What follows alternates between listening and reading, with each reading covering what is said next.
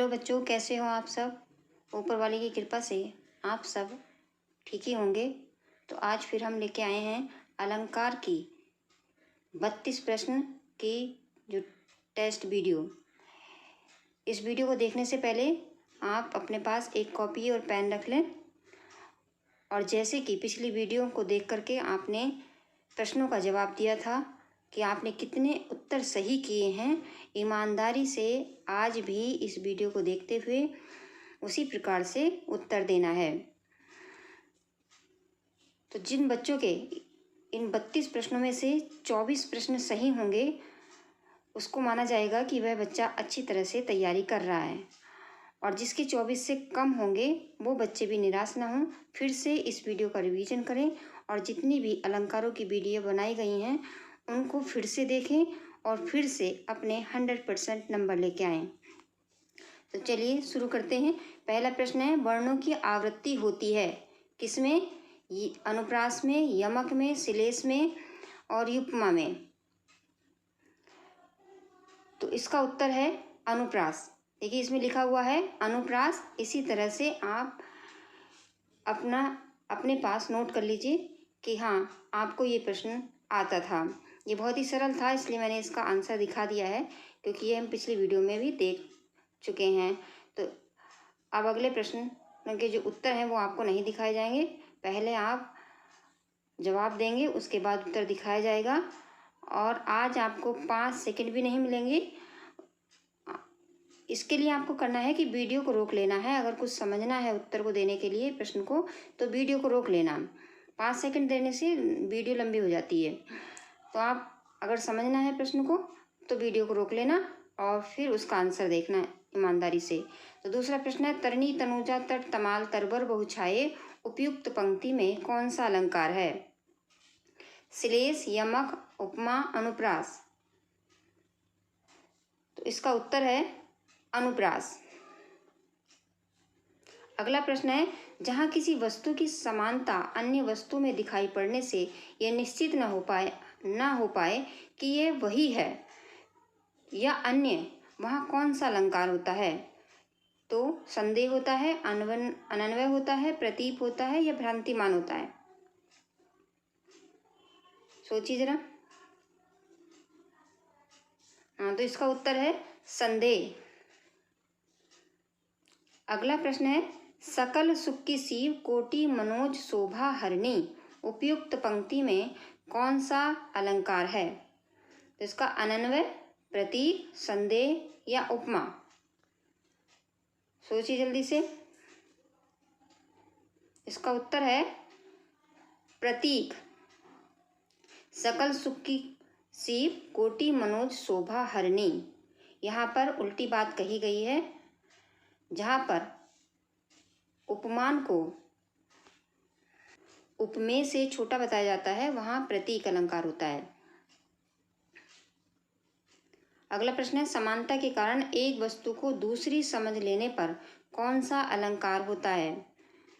ये है भ्रांतिमान, रूपक, प्रतीक या संदेह। कौन सा होता है?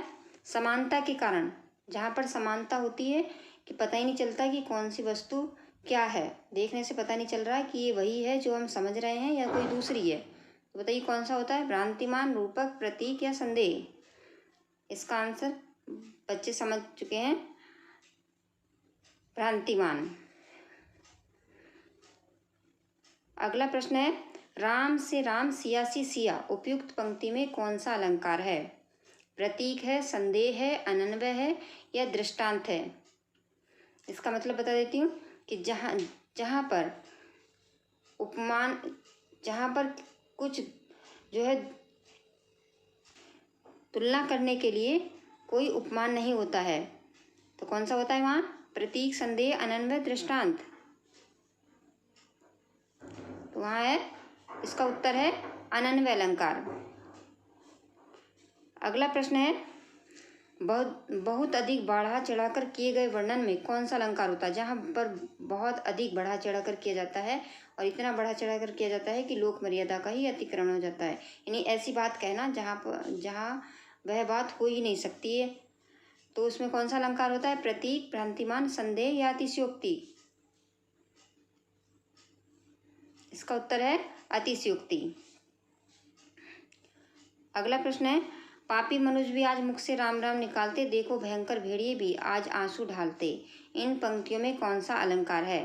दृष्टांत, उपमा, प्रतीक या रूपक? जो पहली पंक्ति है उसको दूसरी पंक्ति से समझाया गया है। जहाँ पहली पंक्ति से का मतलब दूसरी पंक्ति में समझाया जाता है, समझ लो, हमने अलंकार जब पढ़े थे तब हमने समझा था, तो आपको समझ में आ गया होगा। इसका है दृष्टांत अलंकार। अगला प्रश्न है, पछताने की पर्ची सी तुम उदास छाई हो कौन में कौन सा अलंकार है? रूपक है, उपमा है, उत्प्रेक्षा है, संदेह है? सी शब्द आया है, उससे पहचान लो सी। तो इसका उत्तर है उपमा। अगला 10वां प्रश्न है, अब जीवन की प्यास न कोई कंगूरिया की मुंदरी कंगना होए। जहाँ पर वो सखी कह रही थी कि मैं बहुत कमज़ोर हो गई हूँ, मेरा कंगन जो है, जो मेरी अंगूठी है वो कंगन बन गई है। वहाँ पर कौन सा अलंकार है? संदेह, रूपक, प्रतीक, अतिशयोक्ति? सब बच्चों को ये याद आ गया होगा। तो यहाँ पर है अतिशयोक्ति। जहाँ उपमेय को हीन छोटा दिखाकर उपमेय की श्रेष्ठता बताई जाती है, यानी जो है उपमान को छोटा बताया जाता है और उपमेय को बड़ा बताया जाता है, तो वहाँ कौन सा अलंकार होता है? प्रतीक, संदेह, भ्रांतिमान, अनन्वय? इसका भी आंसर बच्चों को आता होगा। इसका उत्तर है प्रतीक। अगला प्रश्न है, रहीमन असुआ नैन डरी जिये दुख प्रकट करे ही जाहि निहारो गेहते कस न भेद कही रही। इसमें भी पहली पंक्ति का अर्थ दूसरे से समझाया गया है, तो इसमें कौन सा अलंकार है? संदेह, प्रतीक, दृष्टांत, रूपक? इसका भी समझ गए होंगे बच्चे। तो इसका है दृष्टांत। अगला प्रश्न है, टूट टूट है मन मुकुर हमारो हाय में कौन सा अलंकार है? रूपक है, उपमा है, उत्प्रेक्षा है, संदेह है? टूट टूट है मन मुकुर, दो शब्दों के बीच में डैश लगा है, डैश से पहचान लीजिए कौन सा होगा। पहचान लिया? हाँ, तो इसका है उत्तर रूपक। अगला है, सारी बिच नारी है, किनारी बिच सारी है, कि सारी की ही नारी, किनारी की ही सारी है? उपयुक्त पंक्ति में कौन सा है? इसमें समझ में नहीं आ रहा कि जो नारी है साड़ी है, साड़ी है किनारी है? तो प्रतीक है, भ्रांतिमान है, संदेह है, रूपक है? इसका भी बच्चों को जवाब आता होगा। इसका उत्तर है संदेह। जहाँ कंठ, तालु आदि किसी एक ही स्थान से उच्चरित होने वाले वर्णों की आवृत्ति होती है, वहाँ कौन सा अलंकार होता है? जहाँ एक ही कंठ या तालु या एक ही उच्चारण स्थान से जो शब्द बोले जाते हैं, अक्षर बोले जाते हैं, वहाँ पर कौन सा होता है? वृत्त्यानुप्रास, छेकानुप्रास या श्रुत्यानुप्रास या लाटानुप्रास? इसका उत्तर है श्रुत्यानुप्रास। अगला प्रश्न है, उसी तपस्वी से लंबे थे देवदारू 2000 कड़े, पंक्ति में कौन सा अलंकार है? संदेह, उपमा, दृष्टांत, प्रतीक? यहाँ पर तपस्वी से, पेड़ों को तपस्वी से जो है बड़ा बताया गया है। यहाँ पर पेड़ों को तपस्वी से लंबा बताया गया है, तो उल्टी बात कही गई है। तो यहाँ पर कौन सा अलंकार होगा? जहाँ ऐसा होता है तो वहाँ पर कौन सा अलंकार होता है? संदेह, उपमा, दृष्टांत या प्रतीक? तो इसका है प्रतीक, प्रतीक अलंकार। अगला है, उपमा से विहीन रचा विधि नहीं बस भारत के सम भारत ही है। इस पंक्ति में कौन सा है? रूपक, अनन्वय, प्रतीक, संदेह? कौन सा अलंकार है यहाँ पे? अनन्वय, जिसके जैसा दूसरा कोई ना हो, तो वहाँ पर अनन्वय अलंकार होता है। अगला है, झुके कूल सो जल परसन हित मनहु सुहाए। मनहु शब्द आया है, मनहु से पहचानो कौन सा है? रूपक, उपमा, उत्प्रेक्षा, प्रतीक? मनहु से पहचान लिया होगा बच्चों ने। इसका है उत्प्रेक्षा अलंकार। अगला प्रश्न है, बिल विचारी प्रवसन लग्यो नाग सून में ब्याल ताहुकारी उक भ्रम लियो उठाए उत्ताल। तो यहाँ पर इस दोहे में कौन सा अलंकार है? प्रतीक, संदेह, रूपक, भ्रांतिमान? ये भ्रम हो रहा है, हाथी को भ्रम हो रहा है नाग में गन्ने का, और जो नाग है उसको हाथी के सूंड में जो है बिल का भ्रम हो रहा है। तो अब बच्चे समझ गए होंगे, इसका उत्तर भी दे दिया होगा, भ्रांतिमान। अगला प्रश्न है, ऐसी बिरह ऐसी तो गलन छाड़ो तो नीचो देनो चश्मा चश्मो चाहे लह न मीचू। इस दोहे में कौन सा अलंकार है, ये भी सब हम पढ़ चुके हैं। दृष्टांत, उपमा, अतिशयोक्ति, संदेह। कि मृत्यु भी जो है उस नायिका को ढूंढ नहीं पा रही, वो इतनी कमजोर हो गई है, चश्मा लगा कर भी मृत्यु उसको ढूंढ नहीं पा रही है। तो कौन सा अलंकार है यहाँ, बच्चे सब समझ गए होंगे, अतिशयोक्ति अलंकार। अगला है, देत मुक्ति सुंदर हर्षि सुन प्रताप उदार, है तेरी तलवार सी कालिंदी की धार। यहाँ पर कालिंदी की धारा को तलवार की धार से अधिक बताया गया है। तो यहाँ पर कौन सा अलंकार है, प्रतीप, उत्प्रेक्षा, अनन्वय, संदेह। बच्चे समझ गए होंगे, जवाब दे दिया होगा। इसका उत्तर है प्रतीप। अगला है, केदो व्योम वितिका बरे है भूमि ध्रुम केतु, केदो चली मेरुते कृषाणु भरी भारी है। इसमें कौन सा अलंकार है, प्रतीप, उपमा, संदेह, भ्रांतिमान। कुछ समझ में नहीं आ रहा कि जो हनुमान जी की पूछ है वो क्या है। पुच्छल तारा है कि कोई जो है आग की नदी है। तो इसमें कौन सा है, देख लिया बच्चों, दिख गया इसमें, संदेह अलंकार।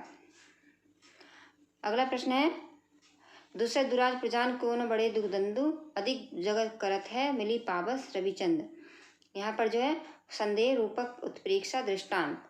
यहाँ पर पहली पंक्ति का दूसरी पंक्ति से समझाया जा रहा है। तो जहाँ पर ऐसा होता है तो कौन सा होता है, बच्चे समझ में होंगे, जवाब दे भी दिया होगा। तो इसका उत्तर है दृष्टांत अलंकार। अब है, देख लो साकेत नगरी स्वर्ग से मिलने गगन में जा रही। तो जहाँ पर बढ़ा चढ़कर बात की जाती है तो वहाँ पर कौन सा अलंकार होता है, बताओ कौन सा होता है, अनुप्रास, यमक, संदेश, अतिशयोक्ति। सही है, कुछ बच्चों ने सही से जवाब दे दिया होगा। इसका उत्तर है अतिशयोक्ति।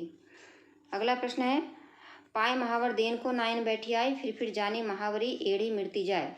यहाँ पर जो है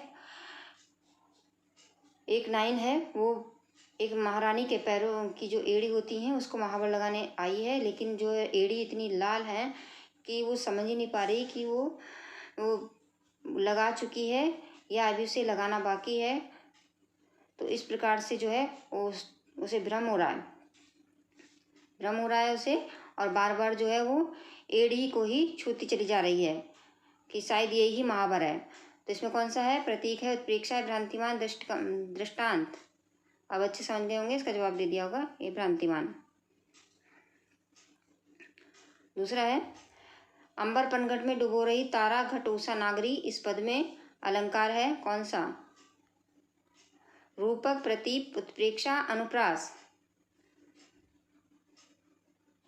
ये जो बच्चों ऊपर लिखा है भ्रांतिमान, इसमें भा में रा लगाना जो है गलती से छूट गया है, तो आप ये जो भा में रा लगेगा, भ्रांतिमान। और इसमें कौन सा है, देखिए तारागढ़ के बीच में हाई, जो बीच में डैश लगा है, तो कौन सा होता है वहाँ पे, रूपक अलंकार। औधाई सी सुलखी बिरह बरनी बिल्ला, पीछी सूख गई गुलाबो छीटो छुई नगाद। इस दोहे में कौन सा है, संदेह, दृष्टांत है, अनन्वय है, अतिशयोक्ति। यहाँ पर नायिका की जो है बिरह अग्नि इतनी निकल रही है कि उसके ऊपर से ठंडक देने के लिए जब गुलाब की शीशी डाली जा रही है तो वो बीच में ही सूख गई। अब बताइए, अब समझ गए होंगे कौन सा अलंकार है, समझ गए। तो ये यहाँ पर है अतिशयोक्ति अलंकार। अगला है, नाक का मोती अधर की क्रांति से, बीज दाड़िम का समझकर भ्रांति से, देख उसको हुआ सुख मौन है, सोचता है अन्य सुख ये कौन है। यहाँ पर जो है इसमें कौन सा अलंकार है, अनुप्रास, रूपक, भ्रांतिमान, यमक। यहाँ पर जो नायिका की नाक है वो जो है तोते के समान लग रही है, और उसमें जो है एक नाक का मोती पहना हुआ है।